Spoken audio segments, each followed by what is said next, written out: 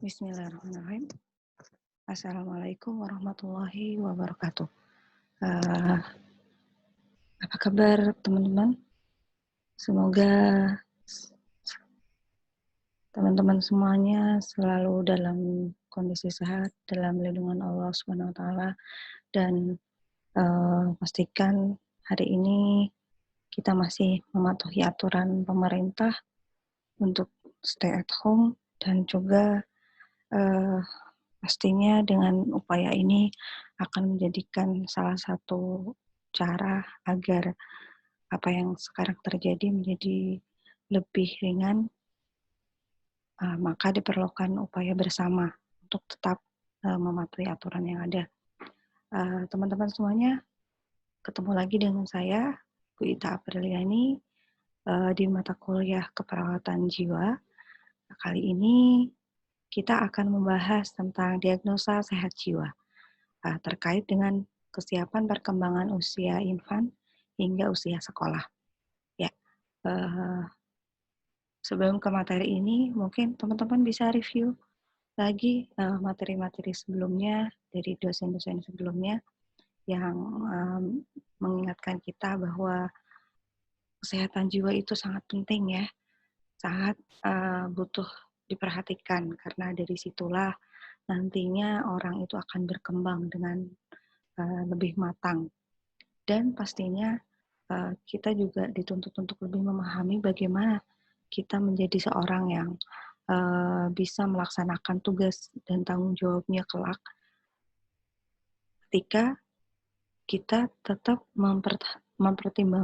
memperhatikan bagaimana perkembangan sebelumnya.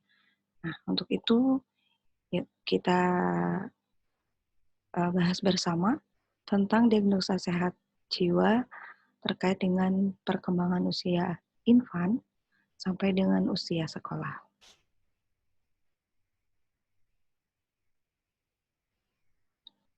Ya, diawali dari review kita dulu tentang diagnosa kesehatan jiwa. Di dalam diagnosa keperawatan kesehatan jiwa ada kesiapan peringatan perkembangan infan, ya, mulai dari usia 0 sampai 3 tahun, 0 sampai 1 tahun, kemudian 1 sampai 3 tahun di usia toddler, usia preschool, ya, usia sekolah, remaja, dewasa awal, dewasa akhir, lansia, dan sampai pada diagnosa kurang perawatan diri. Nah, di pertemuan kita kali ini, saya akan fokuskan pada 2 diagnosa dulu. Untuk selanjutnya akan disampaikan oleh dosen jiwa yang lain. Oke, baik. Yang pertama, masa infan. Masa ini disebut sebagai masa awal yang menjadi tahap basic ya, tahap awal di usia 0 sampai 18 bulan. Masa ini disebut juga masa basic trust dan VS mistrust ya. Nah, artinya di tahap ini adalah tahap perkembangan bayi di usia 0 sampai 18 bulan, di mana pada usia ini bayi belajar terhadap kepercayaan dan ketidakpercayaan. Masa ini merupakan masa yang krisis pertama yang dialami oleh bayi. Kenapa dinamakan masa krisis ini? Karena di masa-masa ini seorang bayi itu akan sangat tergantung dengan lingkungannya, akan sangat tergantung dengan orang-orang di sekitarnya. Ya, dalam hal ini misalnya terkait dengan kehadiran orang tua. Ya, nah orang tua. Ketika bayi ini sangat tergantung dengan orang lain, sangat tergantung dengan lingkungannya, maka pada masa ini ketika tidak tercukupi kebutuhannya, akan menyebabkan gangguan atau masalah di masa-masa selanjutnya. Kemudian pada masa ini disebut sebagai masa perkembangan usia infan 0 sampai 12 bulan, dimulai dari umur 0 sampai 6 bulan ya. Kita lihat dulu. ada pertumbuhan secara fisik. Pada bayi yang lahir cukup bulan, biasanya berat badannya akan menjadi 2 kali lipat berat badan waktu lahir pada bayi umur 5 bulan. Ya, jadi semakin bertambah usia dalam hitungan bulan, itu berat badannya juga bertambah. Ini secara fisik ya. Berat badan bayi usia 0 sampai 6 bulan setiap minggunya akan menambah sekitar 140 sampai 200 gram. Sedangkan panjangnya setiap bulannya akan bertambah kurang lebih 2 sampai 5 cm per bulan. Adapun perkembangan secara psikologinya, selain tadi secara fisik, perkembangan yang lainnya adalah terlihat dari telapak tangannya. Telapak tangannya biasanya menggenggam, tidak kuat, dan cenderung cenderung mendekatkan tangan ke mulut. Tangan tidak mengepal setiap saat, kadang-kadang tangannya terbuka, melihat objek yang ada di atas kepalanya, ingin mendapatkan objek tersebut tetapi tidak bisa menggenggam walaupun sudah di tangan. Pada usia 4 sampai 6 bulan, bayi akan lebih sering mengguling-guling, ya, menggulung. Mengguling itu berbolak-balik seperti itu ya. Jadi seperti hendak tengkurap ya. Pada masa ini sudah mulai bisa menahan berat badan pada saat didudukkan ya. Berbeda sebelum sebelum 4 bulan, biasanya bayi akan cenderung inginnya tengkurap ya. Bayi juga mulai mengambil benda tapi sering lepas dengan menggunakan tangan mengepal dan menyokong berat badan pada saat posisi tengkurap. Ini perkembangan secara motoriknya. Kemudian dari perkembangan bahasa, pada usia 0 sampai 3 bulan, bayi akan menangis, bermain dengan suara tenggorokan dan mulai belajar vokal. Jadi sudah mulai ada suara-suara yang tidak jelas intonasinya, tetapi ini merupakan awalan yang baik untuk perkembangan seorang bayi. Kemudian pada usia 3 sampai 6 bulan, bayi akan mencari suara yang ada di lingkungannya, mengarahkan pandangan pada arah tersebut, ya, pada arah suara tersebut. Oleh karenanya penting sekali pada masa ini kita rangsang biasanya dengan mainan ya, dengan mainan, kemudian mainannya kita hadapkan di depan wajahnya, kemudian kita goyang-goyangkan mainan yang berbunyi ini dan digeser. Kita lihat saja arah matanya, ya. Nah, ini juga untuk menstimulasi apakah perkembangan dari penglihatan dan juga dari pendengaran, ya.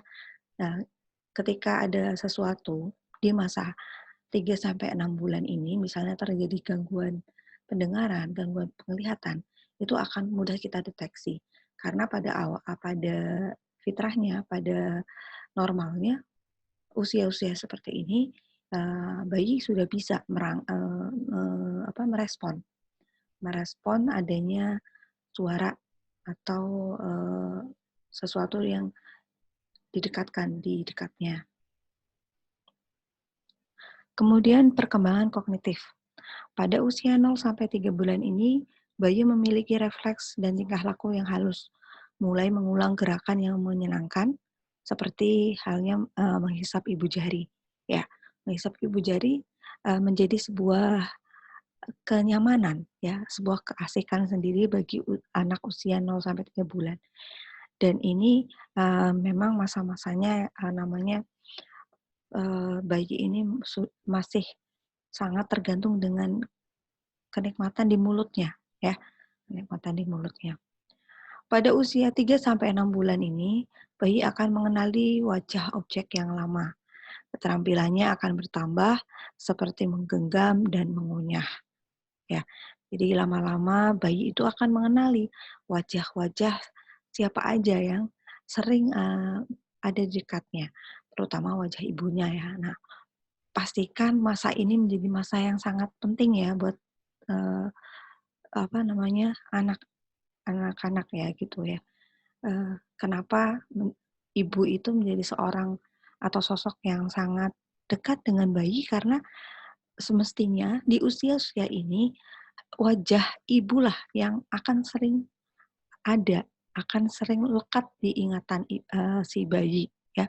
Karena dia menjadi objek pertama yang akan dikenali ya, sering ya, melalui bonding, lewat menyusui dan sebagainya. Nah, ini nantinya akan berpengaruh pada masa-masa selanjutnya.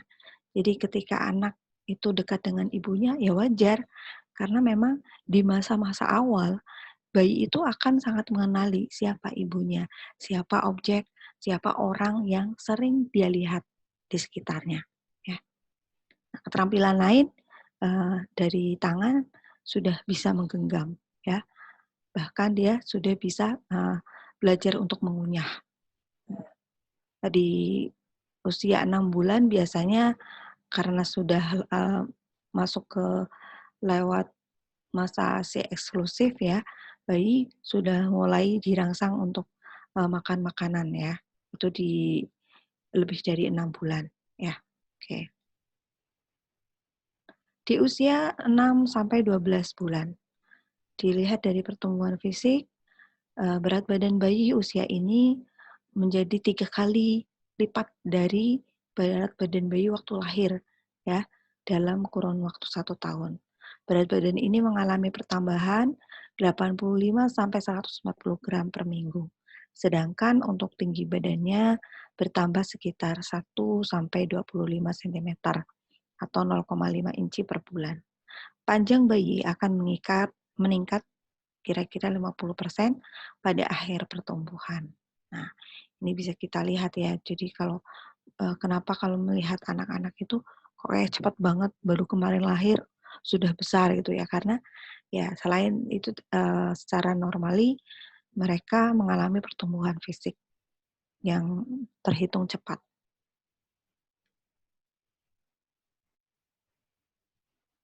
Ya.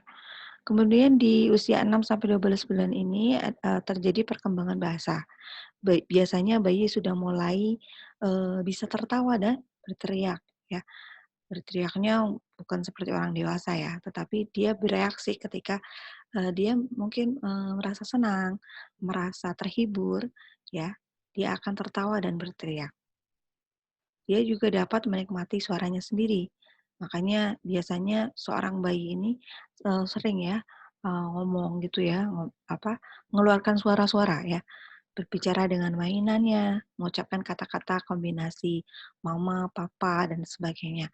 Jadi di usia ini juga sudah bisa kita rangsang ya dengan kata-kata yang mudah diterima dengan intonasi yang sama, mama, papa, mimi, pipi dan sebagainya ya.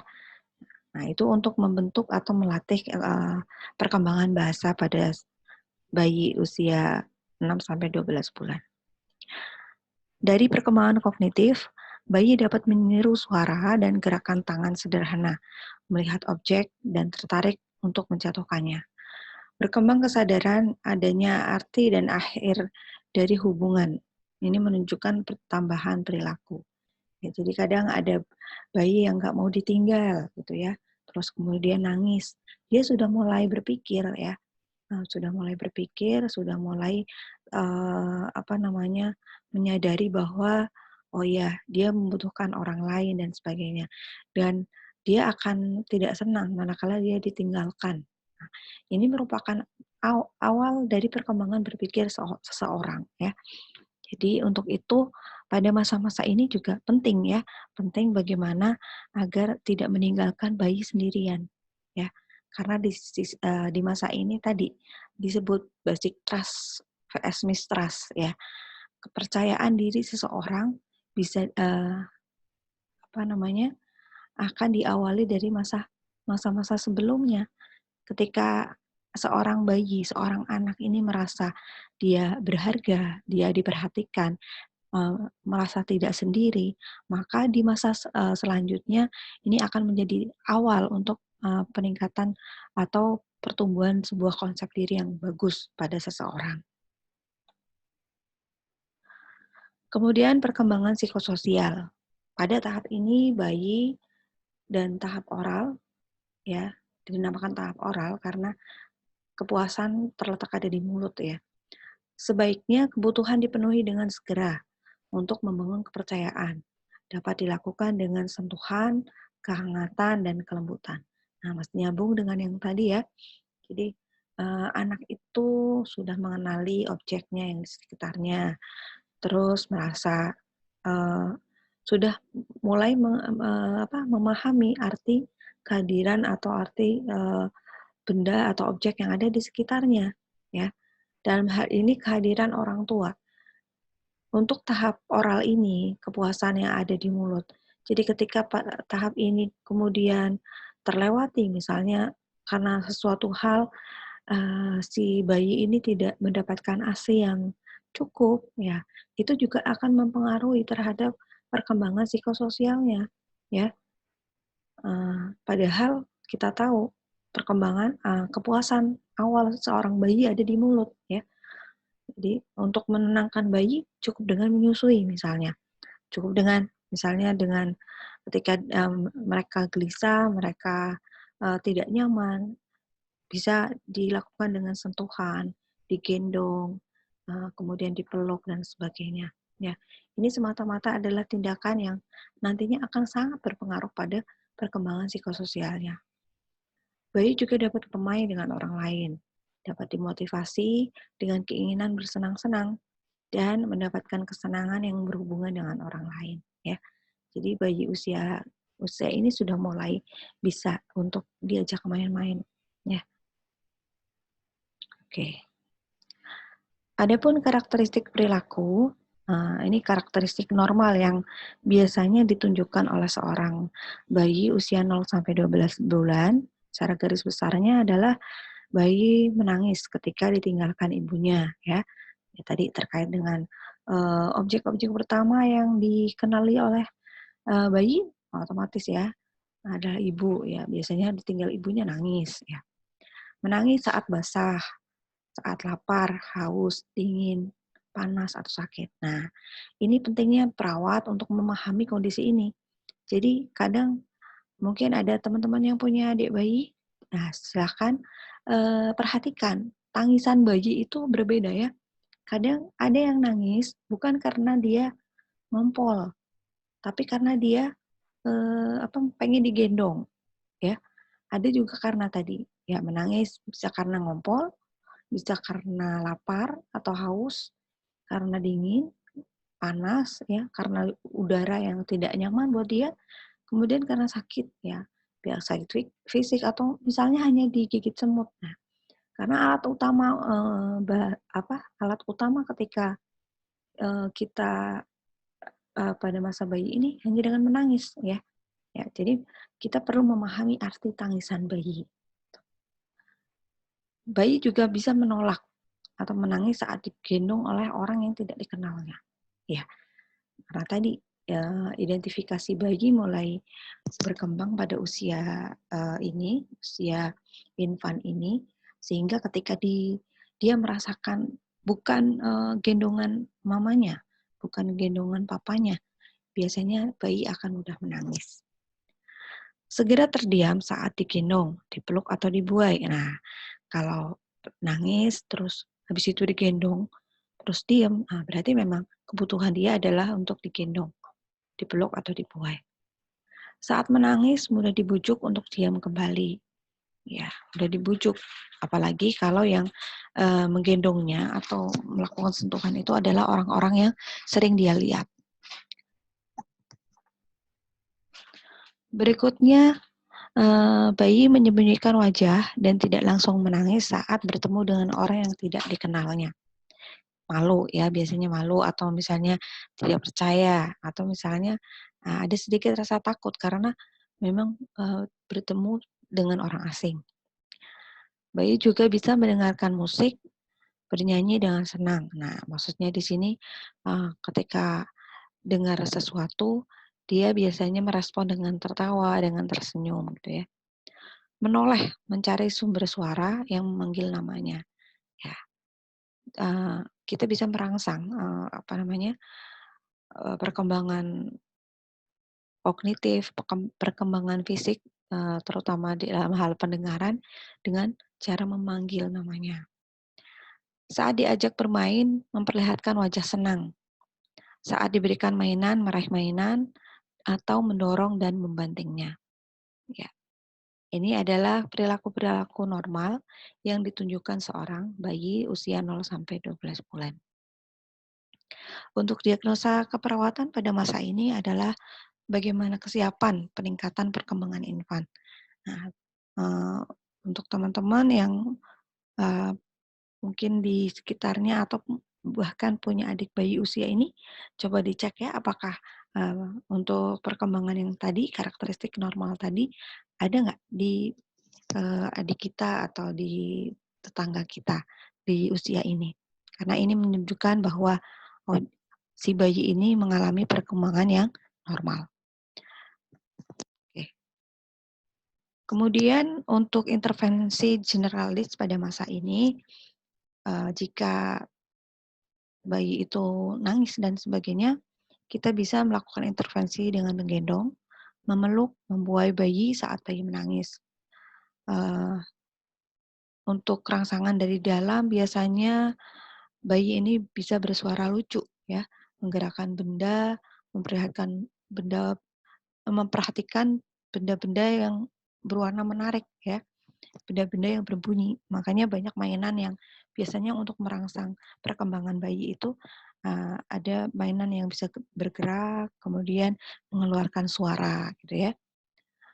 Keluarga bersabar dan tidak melampiaskan kekesalan atau kemarahan pada bayi.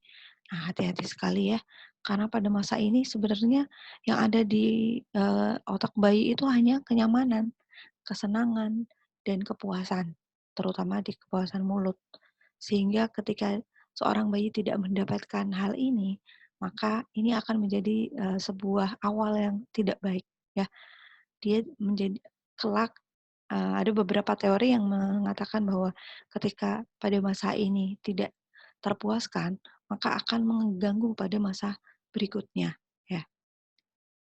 Segera membawa bayi kepada pusat layanan kesehatan bila bayi mengalami masalah kesehatan atau sakit. Oke, baik teman-teman, ini untuk perkembangan bayi usia 0 sampai 12 bulan. Di usia infan ini semoga ini menjadi perhatian kita bersama, siapapun, terutama kita sebagai perawat-perawat ya, yang nantinya akan berhadapan dengan klien bayi ya, harus bisa memahami ini ya, agar setiap tindakan kita bisa tepat sasaran, sesuai dengan perkembangan dan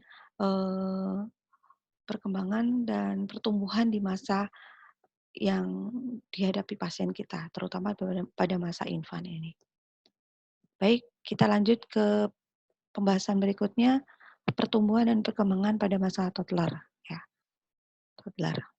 Oke, masa ini disebut otonomi vs rasa malu. Ya, pengertian usia toddler adalah tahap perkembangan anak usia 1,5 sampai 3 tahun, di mana pada usia ini anak akan belajar mengerjakan segala sesuatu yang berkaitan dengan kebutuhannya secara mandiri. Ya, otonomi itu berhak mengatur dirinya sendiri. Nah, pada masa ini menjadi masa awal yang penting untuk seorang anak mendapatkan stimulus yang baik dari lingkungannya. Ya, karena di masa-masa ini dia mulai belajar untuk mengerjakan segala sesuatunya dengan mandiri, dengan usahanya sendiri. Oke, kita lanjut. Pertumbuhan dan perkembangan usia toddler. Dari tumbuh kembang fisik. Untuk karakteristik umum usia ini, terjadi ukuran peningkatan dalam setiap tahap, agak seperti polilinear, yang merupakan refleksi dari pertumbuhan yang cepat dan karakteristik pertumbuhan yang lambat dari toddler. Karakteristik yang menonjol pada perut toddler merupakan hasil dari otot-otot abdomen yang kurang berkembang.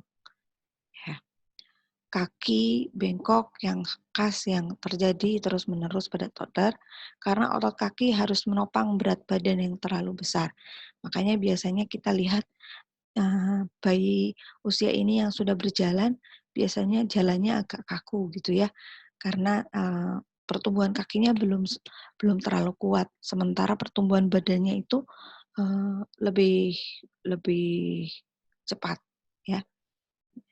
Jadi melihat perkembangan usia 1 sampai 3 tahun ini biasanya dari pusat ke arah apa kepala itu lebih cepat dibanding dari pusat ke arah kaki ya.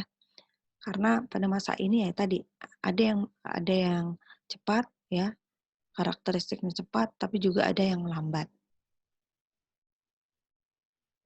Perut bayi juga cenderung lebih menonjol, lebih terlihat gendut ya. Ini pertumbuhan secara fisik. Kemudian dari berat badan. Pada usia 2 tahun, tinggi badannya sudah mencapai 86,6 cm. Bisa juga lebih, bisa juga kurang, tergantung dari banyak faktor, salah satunya herediter dan juga asupan nutrisinya. Berat badan naik rata-rata 1-8 atau 1,8 sampai 2,7 kg per tahun. Pada usia 2 tahun, berat badannya kurang lebih 12,3 kg. Berat badan naik 4 kali lipat pada masa usia 2,5 tahun ya. Jadi berat badannya 4 kali lipat dibanding berat badan lahir ya. Selanjutnya nutrisi. Perkembangan secara nutrisi berkembang secara perlahan-lahan. Pada usia 18 bulan, usia toddler biasanya anak-anak sudah ada beberapa anak yang mengalami anoreksia, tidak mau makan, dan anak suka memilih makanan. Nah, ini juga nantinya akan terkait dengan stimulasi dari lingkungan, ya. Oleh karenanya memang penting sekali untuk menyediakan makanan-makanan yang bebas dari penyedap rasa, penambah warna dan sebagainya. Karena di masa ini anak-anak sudah mulai membedakan rasa, ya. Mana yang asin, mana yang hambar, ya. Anak sudah mulai mempunyai makanan kesukaan dan pada suatu waktu makan dalam jumlah yang besar, eee, waktu makan sangat sedikit, ya. Dan di lain waktu makanannya juga sedikit. Toddler lebih suka makanan sendiri dan dalam porsi kecil untuk merangsang makanannya. Biasanya masa-masa ini, karena ada anoreksia ini, kita sebagai orang tuanya dituntut untuk lebih kreatif ya. Misalnya biasanya, eee, menge apa, karena banyak perkembangan di masa ini, mulai dari rasa, mulai dari, sensitivitas terhadap, rasa, terus penampilan ya. Oleh karenanya bagus sekali tuh ada, makanan-makanan yang dihias ya, apa namanya, dengan berbagai macam bentuk yang lucu seperti boneka dan sebagainya. Nah, ini bisa, menjadi rangsangan atau stimulus yang bagus untuk menekan adanya gangguan anoreksia ini, ya, heeh. Jadi sedapat mungkin jangan memperkenalkan jajanan-jajanan yang memang nantinya di masa ini akan membuat anak makin tidak mau makan dengan selera yang, menu yang sehat, ya. Apalagi kalau sudah kenal dengan jajan. Nah, ini harus kita pahami bahwa di masa ini anak-anak biasanya sudah mengalami, namanya anoreksia atau kehilangan nafsu makan.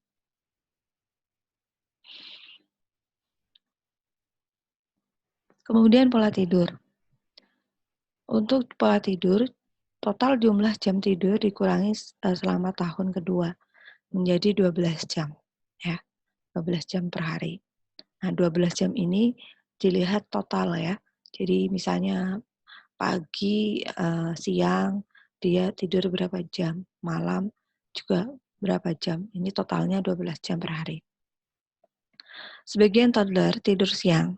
Setiap harinya berakhir sampai pada tahun kedua atau ketiga.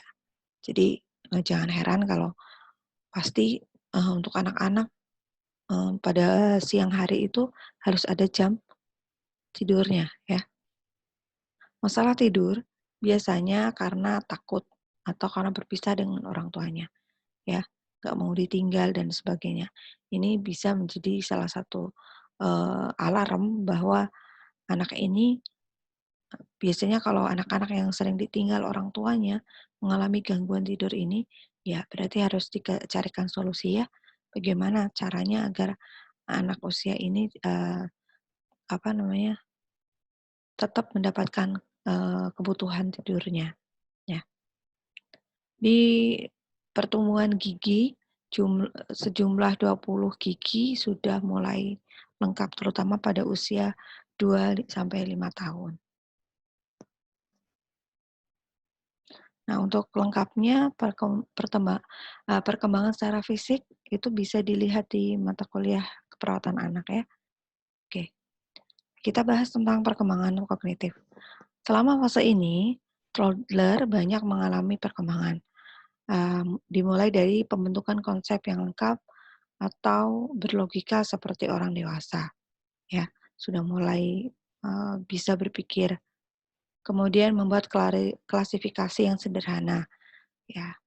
Misalnya, kita bisa rangsang dengan, pernyataan mau yang besar atau yang kecil, eee, mau yang ini atau yang ini, gitu ya. Nah, kita bisa latih mulai dengan, apa namanya, membandingkan antara 2 hal atau beberapa hal. Menggabungkan satu kejadian dengan kejadian yang bersamaan, ya.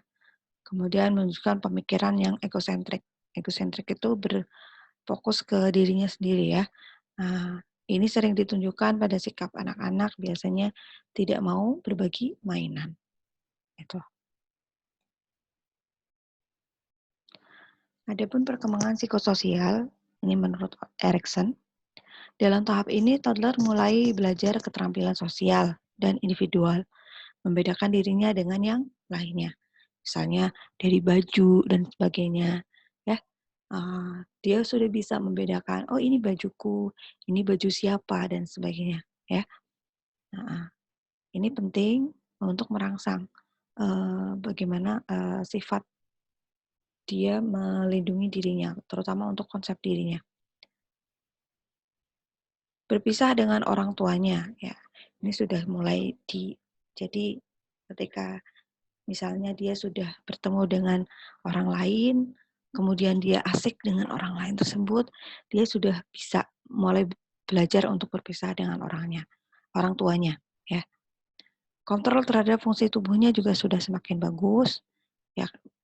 Misalnya sudah bisa jalan, sudah bisa, apa namanya, menggenggam dengan lebih, kokoh, bisa berlatih makan, ya, makan sendiri dan sebagainya. Berkomunikasi dengan kata-kata, ya, mama, papa, menunjuk sesuatu, ya, menunjuk sesuatu.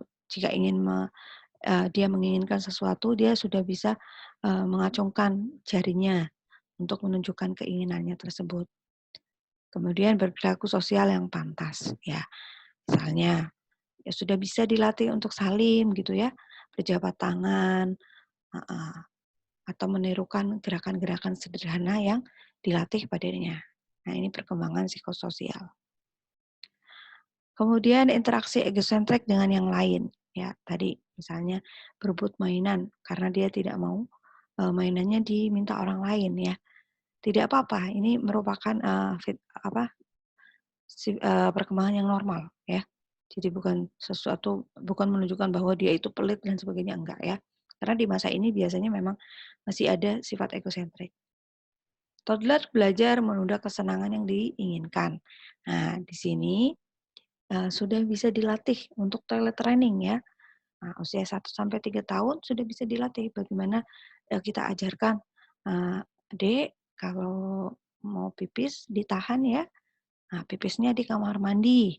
Ya, tahan pipisnya di kamar mandi atau bilang, "Kalau mau pipis bilang ya, nanti ibu antar ke kamar mandi." Nah, ini sudah bisa kita tanamkan di usia toddler ini. Toddler juga sering mengatakan tidak atau Kata "ya" digunakan untuk menunjukkan ketergantungannya, mau ditinggal atau enggak, dan sebagainya misalnya. Sudah bisa membedakan antara keinginan tidak dengan "ya".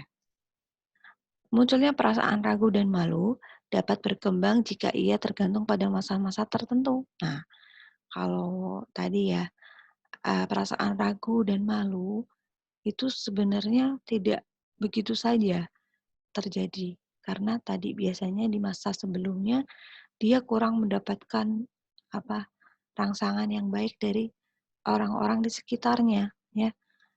Malu, tidak pede, dan sebagainya, nah itu tergantung dari rangsangan dari luar, ya, respon dari luar. Anak-anak yang biasa bersosialisasi dari kecil, ini akan menunjukkan bahwa dia akan lebih pede, dia akan lebih mudah untuk bergaul dengan orang-orang di sekitarnya, karena sudah terbiasa untuk bertemu dengan orang lain. Di mana ia dapat menggunakan keterampilan barunya atau jika ia merasa tidak mampu ketika mencoba keterampilan yang baru, ya. Jadi perasaan ragu dan malu ini akan terlihat manakala dia melakukan keterampilan yang baru.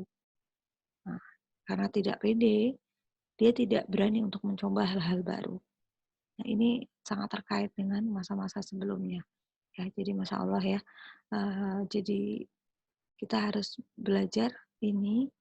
Mungkin kelak teman-teman juga akan punya anak. Nah, harus bisa paham kondisi seperti ini ya. Nah, apalagi sudah belajar di keperawatan. Berikutnya, munculnya rasa takut. Umumnya ketakutan toddler biasanya karena kehilangan orang tua. Nah, dimulai dari rasa cemas untuk berpisah. Ya, jadi jangan salahkan kalau misalnya ingin mengantar anak ke tempat tertentu, kemudian kita tinggal, biasanya anaknya akan nangis ya. Kemudian cemas terhadap orang-orang yang baru, suasana yang asing, suara yang keras, ya, suara binatang besar dan sebagainya. Dukungan emosi, kenyamanan, dan pemberian contoh yang sederhana dapat mengurangi ketakutan pada toddler. Nah, disinilah kedekatan seorang anak dengan orang-orang di sekitarnya, terutama orang tuanya, akan lebih diperlukan oleh seorang anak ini. Adapun perkembangan motorik, dimulai dari motorik kasar, biasanya usia 15 bulan bisa berjalan tanpa bantuan, ya. Kemudian 18 bulan berjalan naik dengan berpegangan satu tangan, dituntun seperti itu. Usia 24 bulan berjalan naik turun dalam satu waktu, naik turun tangga ya. 30 bulan melompat dengan kedua kaki. Ya, sudah bisa diajarin melompat. Kemudian secara motorik halus, perkembangannya bisa menyusun 2 balok menara dan Scrabble secara spontan. 18 bulan dapat menyusun 3 sampai 4 balok menara. 24 bulan bisa membuat gerakan yang lurus, ya. Kemudian 30 bulan bisa menyusun 8 balok menara. Makanya untuk teman-teman juga bisa merangsang perkembangan anak usia ini dengan menghadirkan mainan-mainan yang bisa disusun, ya. Di toko-toko mainan sudah banyak. Nah, kita harus lihat perkembangan anak ini bisa dari alat-alat mainannya. Adapun perilaku atau karakteristik perilaku, ciri-cirinya adalah anak mengenal namanya sendiri, ya. Misalnya dipanggil siapa, noleh, ya. Oke, karena sudah tahu itu namanya. Anak bertanya segala hal yang baru atau asing menurutnya. Biasanya udah mulai cerewet, apa ini mah, dan sebagainya gitu ya. Apa ini, apa itu, dan sebagainya. Nah, oleh karenanya orang tua harus paham nih kalau anak sudah mulai cerewet seperti ini sebenarnya itu merupakan hal yang fitrah, hal yang manusiawi, hal yang normal. Jangan kemudian membentak anak karena dia banyak nanya. Nah, ini akan melukai ya, melukai jiwa anak dan akan berdampak tidak bagus pada masa selanjutnya. Anak melakukan kegiatan sendiri dan tidak mau dibantu. Anak sering mengatakan tidak atau jangan. Ya, anak mulai bergaul dengan orang lain atau berpisah dengan orang tuanya. Anak juga mulai belajar untuk mengikuti kegiatan keagamaan. Ya, sudah mulai diajak ngaji dan sebagainya. Rasa malu terjadi jika anak secara jelas menyadari dirinya sendiri karena pemaparan negatif. Ya, jadi jangan pernah membuli anak usia ini ya, karena pada masa ini kepercayaan diri sudah mulai terbentuk dengan rangsangan yang bagus dari dunia luar. Keraguan anak akan berkembang jika orang tua secara jelas membuat malu atau mempermalukan anak di hadapan orang lain. Maka sebaiknya orang tua dapat memberikan sikap yang arif ketika anak menjalani masa ini. Ya, jadi di masa ini jangan pernah sekali-kali membanding-bandingkan anak, ya. Kemudian mempermalukan anak sampai mempermalukan di depan orang lain atau di tempat umum. Ini akan sangat melukai jiwanya dan pasti bisa menimbulkan gangguan pada masa-masa selanjutnya. Nah, diagnosa keperawatan, kesiapan peningkatan perkembangan toddler, intervensi generalis pada masa ini bisa dilakukan dengan memberikan mainan sesuai perkembangan anak tadi ya, bisa dari bentuknya, warna, dari jenisnya dan sebagainya. Latih dan bimbing anak untuk melakukan kegiatan secara mandiri ya. Belajar untuk makan sendiri ya, untuk kemudian contohnya ya makan sendiri, buang air besar ke ke tempat kamar mandi sendiri. Kemudian berikan pujian pada keberhasilan anak. Nah, pemberian reinforcement terhadap keberhasilan anak apapun itu sangat bagus untuk melatih atau meningkatkan kepercayaan dirinya. Ya, biasanya anak-anak yang jarang dipuji itu kepercayaan dirinya juga kurang ya, karena dia tidak merasakan adanya penerimaan dari orang-orang di sekitarnya.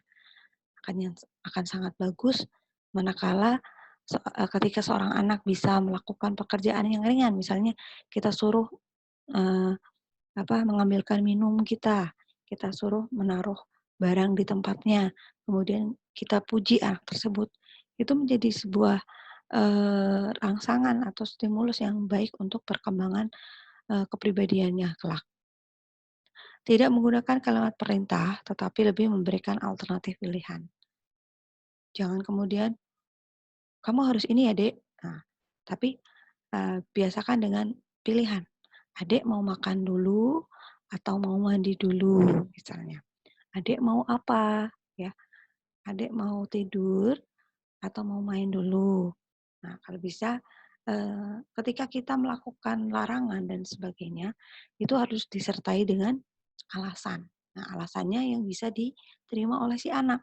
Misalnya, kenapa adek tidak boleh makan makanan yang ada di luar sana? Alasannya apa? Nah, makanannya tidak baik untuk kesehatan dan sebagainya ya.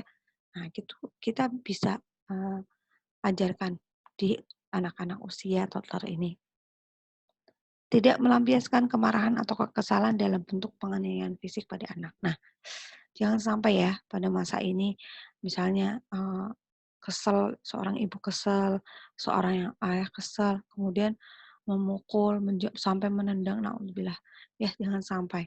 Ini akan sangat-sangat melukai si anak, terutama lagi bukan karena fisiknya saja yang terluka, tapi akan lebih parahnya lagi adalah di luka di jiwanya. Karena untuk menghapus luka itu akan butuh proses yang sangat lama ya. Akan menjadi sesuatu yang traumatis. Jadi jangan sampai melakukan hal tersebut. Libatkan anak dalam kegiatan agama.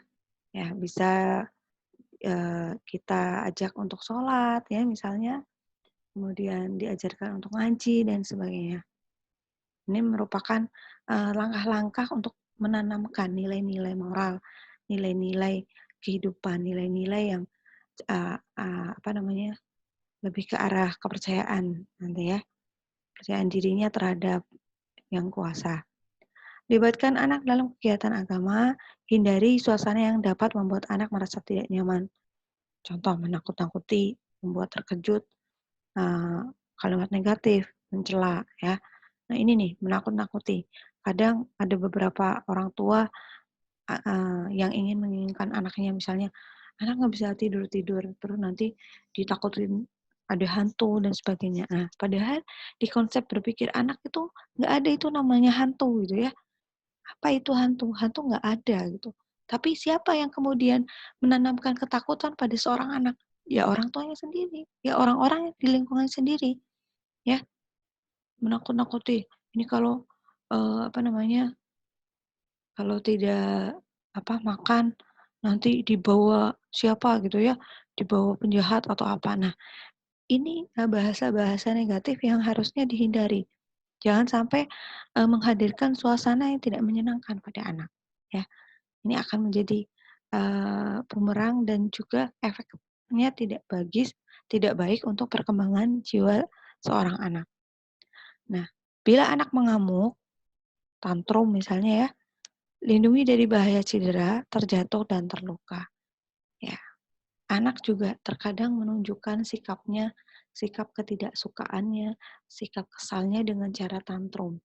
Nah, kalau menghadapi anak-anak yang tantrum ini sebenarnya kita pastinya harus lebih sabar dan pastikan mungkin anak ini itu ngantuk ya, ngantuk, lapar, atau sebenarnya dia tidak nyaman. Nah, orang tua harus peka terhadap ini. Ya, mestinya orang tua itu paham, oh si anak ini kenapa nangis, si anak ini kenapa tidak mau diam, tangisannya kok makin kencang. Ya kita harus lihat apakah di sekitarnya itu ada sesuatu yang memang membuat dia tidak merasa nyaman. Kemudian bimbing anak untuk belajar BAK dan BAB di toilet sendiri. Nah ini sudah bisa kita latih ya, toilet training di masa ini. Oke, itu yang bisa saya sampaikan di pertemuan kita kali ini. Semoga bermanfaat. Saya rasa materinya juga akan lebih banyak lagi dengan cara kalian banyak membaca, membuka referensi dan referensi, dan materi-materi yang sudah banyak di sekitar kalian untuk bisa lebih dipahami. Terima kasih. Jika ada pertanyaan bisa berlanjut di forum diskusi. Assalamualaikum warahmatullahi wabarakatuh.